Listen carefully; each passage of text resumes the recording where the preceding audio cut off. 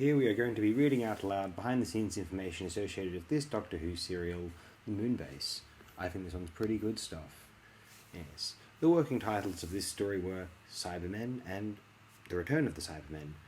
It was commissioned before the last episode of The 10th Planet was broadcast to take advantage of the strong positive response to the Cybermen. When Pedler was commissioned to write a second Cybermen story, one of the requirements was that the story should have only one large set and a limited number of smaller sets. Base Under Siege. The first draft of the script was written before it was decided that Fraser Hines would be a regular cast member. As a result, the character of Jamie had to be worked into a script that didn't have much room for him.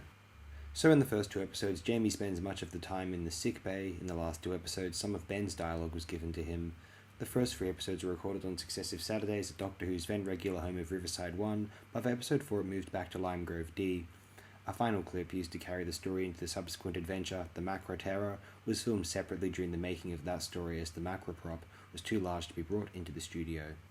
This story is also the last story to use the original title sequence that had been in use since the first serial. The next serial introduced a new sequence of different howl-around patterns that incorporated Troughton's face. Only episodes 2 and 4 of this 4-part story exist in the BBC archives as 16mm black and white film telerecordings. Telesnaps by John Cura exist of episodes 1 and 3, but these have yet to be made available commercially as telesnap reconstructions as part of a possible future special edition release. In an early edit of the script, the Cybermen had names as they had in the 10th Planet. Jerry Davis reinstated this concept for his novelization of the story. The scene in which the Doctor asks Polly to make coffee is often cited as an example of sexism in Doctor Who. Possibly, it's not like he wouldn't have asked Ben to make coffee, or Jamie if Jamie knew how. Who knows, maybe. In her comments on the 2014 DVD release, Annika Wills disputes this, pointing out that Polly is responsible for devising the method used to destroy the Cybermen inside the base. Ironically, while the coffee scene is frequently replayed, another scene in which Ben outright tells Polly that going after the Cybermen is man's work is forgotten. Ben, damn you. How dare you, sir?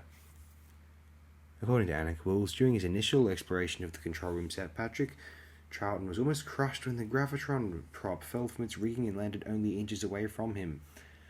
Troughton has said that Morris Barry used this as an excuse to get the whole set moved around so he could get better camera angles.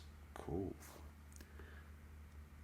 A scene cut from episode 3 involving Hobson, Benoit, and a Cyberman would have revealed that these Cybermen had left Mondas prior to its destruction in the 10th Planet and had settled on the planet Telos.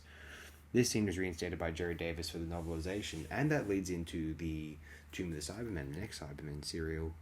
Innes Lloyd suggested the moon setting in order to tap into the ongoing space race. Good call. I'll get into my actual thoughts on this particular serial in the next upload. I'll read out the reception tab as well in that upload, and we'll compare and contrast my thoughts with what the consensus has appeared to be thus far. So until then, thanks again, my friends. Really appreciate it. Thanks very much.